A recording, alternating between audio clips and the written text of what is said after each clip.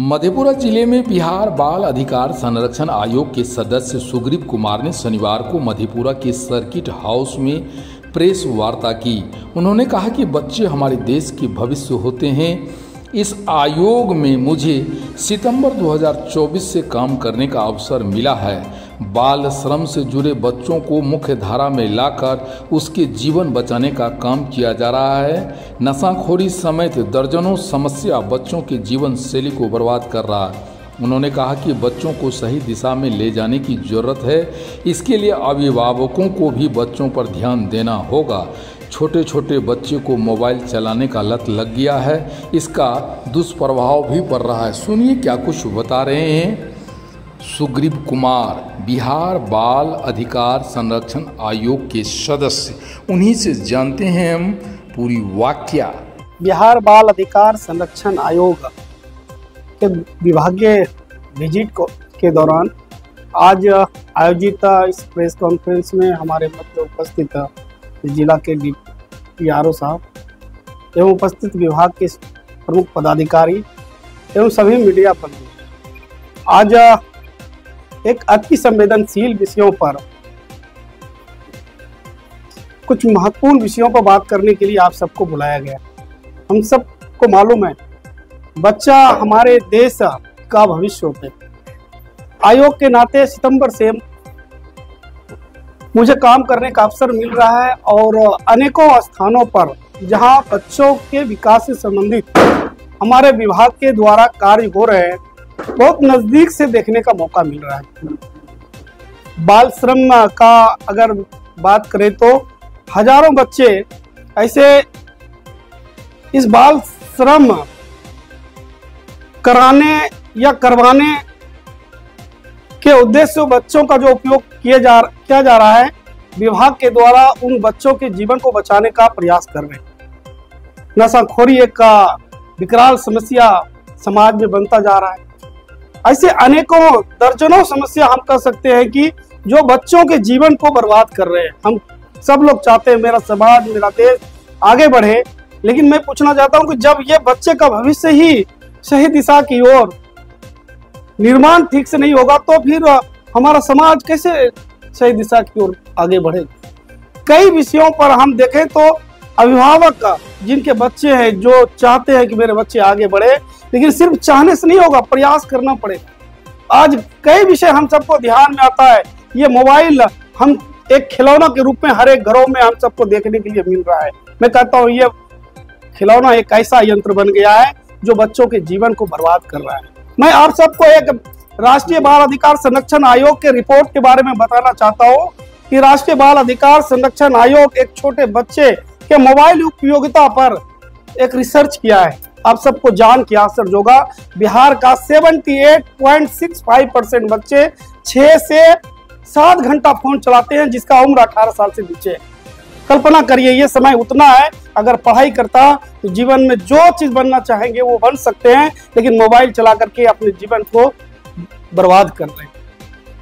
इसके कारण 40% बच्चे बिहार का कर्जदार हैं। जो गेम जो देखते हैं बच्चे खेल रहे हैं, 40% से ज्यादा बच्चे कर्जदार हुए, जिनके ऊपर 500 से लेकर के 5000, 10,000 तक का कर्जा है, क्योंकि गेम के माध्यम से पैसा जीत भी रहे तो पैसा हार भी रहे। 20% बच्चों का परीक्षा छूट रहे हैं। हजारों बच्चे जो शॉर्ट वीडियो देखते हैं उसके कारण मानसिक रूप से बीमार पड़ रहे हैं। बच्चे जब स्कूल से आते थे तो बैग रख करके मैदान में क्रिकेट कबड्डी खेलने जाते थे। आज घर आते ही बच्चे बैग रखते हैं और मोबाइल में बिजी हो जाते हैं। मतलब शारीरिक रूप से भी हम कमजोर हो रहे हैं। तो ये परिणाम अभी हम सबको उतना भयावह नहीं दिख रहा है, लेकिन ये बच्चे जब 10 साल 15 साल बाद जब बड़े होंगे तो हमारे समाज में एक विकराल रूप धारण करते हुए ये समस्या हमारे सामने खड़ा होगा। अगर अभिभावक सचेत नहीं हुए, जागरूक नहीं हुए, जो जैसा निर्माण हम समाज का करना चाहते हैं शायद वैसा ना हो पाए। सरकार अनेकों प्रकार का प्रयास कर रहे हैं कि हमारे एक भी बच्चे अनपढ़ ना रहे, एक भी बच्चे ऐसे ना छूटे समाज में जो आगे ना बढ़ पाए, लेकिन सिर्फ सरकार के प्रयास करने से मुझे लगता है कि संभव नहीं है। अभिभावकों को भी इसमें आगे आना पड़ेगा, तभी उन बच्चों का भविष्य उज्जवल होगा और उनका भविष्य उज्जवल होगा तो मेरा देश समाज का भविष्य उज्जवल होगा। इसलिए उनके भविष्य के साथ हमारा देश का भविष्य जुड़ा हुआ है, इसलिए निश्चित रूप से उनका भविष्य उज्जवल होना चाहिए और अभिभावकों को भी इसमें सहयोग करना चाहिए।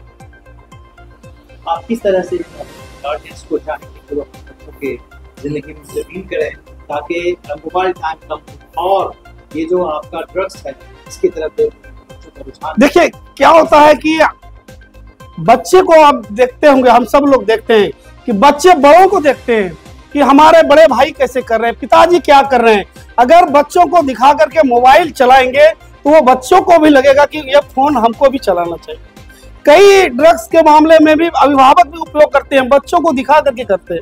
अभी एक ऐड आता है टीवी में, हम सब लोग को ध्यान में होगा कि एक बच्चे फोन चला रहे हैं, उनके पिताजी देखते हैं कि बेटा फोन चला रहा है, वो बच्चे को मोबाइल चलाने में मना नहीं करते हैं, बगल में आकर एक पुस्तक ला करके पढ़ने लगते हैं। थोड़ी देर बाद देखते हैं कि उनके माताजी अपने हस्बैंड को पढ़ते हुए देखते हैं और बेटा को मोबाइल चलाते हुए देखते हैं। उनका माताजी आके बगल में बैठ के वो भी किताब पढ़ने लगती है। जब माताजी पिताजी किताब पढ़ने लगते हैं तो बच्चे भी मोबाइल रख के दौड़ के जाते हैं, पुस्तक लाते हैं, वो भी किताब पढ़ने लगते हैं। यानी क्या है कि जो अभिभावक को देखते हैं वैसे बच्चे कर रहे हैं। अगर बच्चे का जीवन को हमको बचाना है तो उनके सामने वैसा ही एक्टिंग करना पड़ेगा, मित्रता का भाव रखना पड़ेगा, उनके साथ खाना है, उनके साथ खेलना है, उनके साथ गीत गाना है। हर एक एक्टिविटी हमको लगता है कि जैसा हम बनाना चाहते हैं बच्चे को उनके जैसा करेंगे तो निश्चित रूप से आपका भविष्य उज्जवल होगा और सही दिशा की ओर आगे बढ़ेगा। देखिए आयोग के नाते कई प्रकार का जन जागरण अभियान हम सब लोग करते हैं।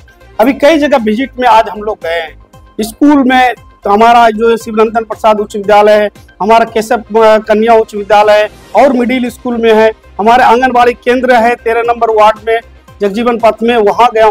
जहाँ भी जाते हैं बच्चों को भी बताते हैं, अभिभावकों से मिलते हैं तो उनको भी बताते हैं। अनेकों प्रकार के जो कार्यक्रम, अभी टीपी कॉलेज में कार्यक्रम हुआ, मधेपुरा कॉलेज के कार्यक्रम में गया, हर एक जगह आयोग के द्वारा ये जन जागरण करने का प्रयास कर रहे हैं कि हम इस विकराल समस्या से बच्चे को कैसे बचाएं। अभिभावकों को प्रयास करते हैं कि वो अपने बच्चे को शीघ्र जागरूक होकर के बचा ले ताकि हमारा भविष्य का निर्माण सही दिशा की ओर। क्या नाम है? डॉक्टर सुग्रीव दास, बिहार बाल अधिकार संरक्षण आयोग के सदस्य। देखिए जहाँ भी हमारा सेंटर चल रहा है, अभी बोले कि आंगनबाड़ी केंद्र का, आंगनबाड़ी केंद्र में ये नियम है कि समय समय पर अभिभावकों का बैठक करना है। क्योंकि जो बच्चे वहाँ पढ़ रहे हैं, हम लोग भी जाते हैं तो उनको बताते हैं बच्चे से ज्यादा उनके माँ पिताजी को पढ़ाना पड़ेगा। क्योंकि जो बच्चे आते हैं एक तो सुबह जगते हैं और उसको पकड़ करके या गोद में ला करके, उनको छोटे छोटे बच्चे रहते हैं वो पहुंचा देते हैं केंद्र पे। उनको स्नान कराना है, कपड़ा चेंज करवाना है, स्मार्ट बना करके भेजना। जैसे हम प्राइवेट स्कूल में देखते हैं बच्चे को तो माँ पिताजी भी तैयार होते हैं, उसके साथ साथ बच्चे भी तैयार होते हैं, तब उनको लगता है कि नहीं बच्चे स्मार्ट बन रहे हैं। लेकिन आंगनबाड़ी केंद्र में, स्कूल में देखते हैं तो बच्चे का वो स्थिति थोड़ा अलग रहता है। इसलिए हम लोग हमेशा कहते हैं, चाहे शिक्षक हो चाहे आंगनबाड़ी हो, कि समय समय पर अभिभावकों के साथ बैठ करके बच्चे का पालन किस प्रकार का करना है, हम अपने बच्चे को पालन कैसे कर रहे हैं, वो एग्जाम्पल देते हुए उनको बताना है ताकि वो भी अपने बच्चे का परवरिश सही दिशा की ओर। आखिरी सवाल ये कि ड्रग्स के सिलसिले में जो स्मैक और बाकी चीज़ों का जो है बच्चों के अंदर आ रहा है एडिक्शन, तो लॉ इन्फोर्समेंट एजेंसीज के साथ, पुलिस के साथ या हायर अथॉरिटीज के साथ जो है, पॉलिसी मेकर्स के साथ आप किस तरह इस प्रॉब्लम को सॉल्व करने की कोशिश कर रहे हैं? किस हद तक आप पुलिस फोर्सेस को रिक्वेस्ट करते हैं या उसका इस्तेमाल करते हैं सो दैट द सिचुएशन? नहीं, ये विभाग के द्वारा समय समय पर हम लोग जिले में जा करके बैठक करके और वहाँ क्या हम कर रहे हैं प्रयास, और उसमें प्रयास बढ़ाने की आवश्यकता रहता है तो अधिकारियों से निश्चित रूप से संवाद करके आदेश निर्देश दे करके उसमें हमारा ड्रग्स के एरिया में वो बच्चे ना आए, उससे दूर रहे, इसके लिए निरंतर हमारे अधिकारी प्रयास भी करते रहते हैं, अच्छा प्रयास करते हैं। लेकिन मुझे लगता है कि सिर्फ अधिकारी के भरोसे अपने बच्चे को छोड़ना उचित नहीं होगा, हम अभिभावकों को भी इसमें थोड़ा सहयोग करना पड़ेगा, क्योंकि हम सब लोग ही मिलकर के समाज का अच्छे समाज का निर्माण कर सकते हैं, इसलिए सब मिल करके प्रयास करना पड़ेगा।